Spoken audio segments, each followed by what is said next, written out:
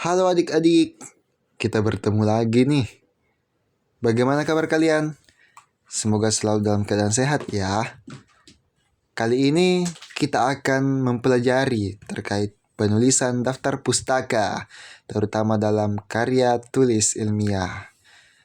Namun sebelum itu, adik-adik harus tahu terlebih dahulu, apa sih itu daftar pustaka?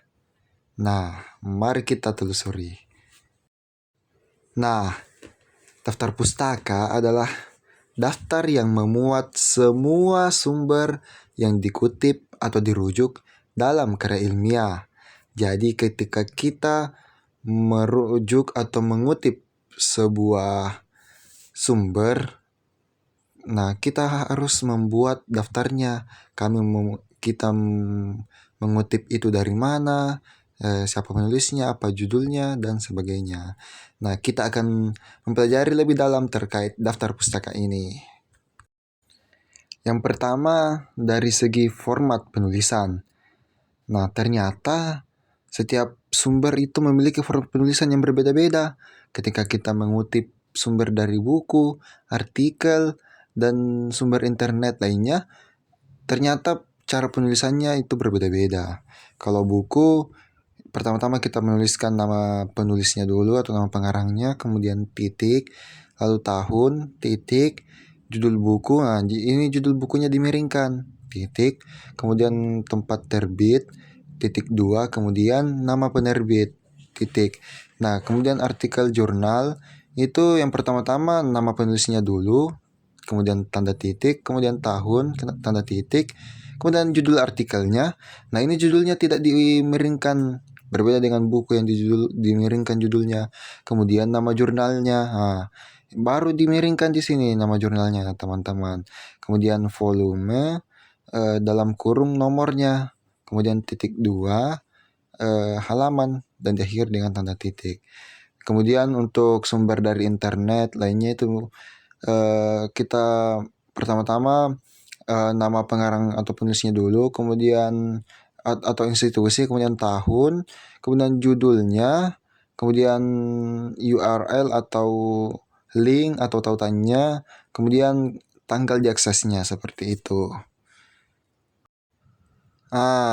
Ini ada contohnya.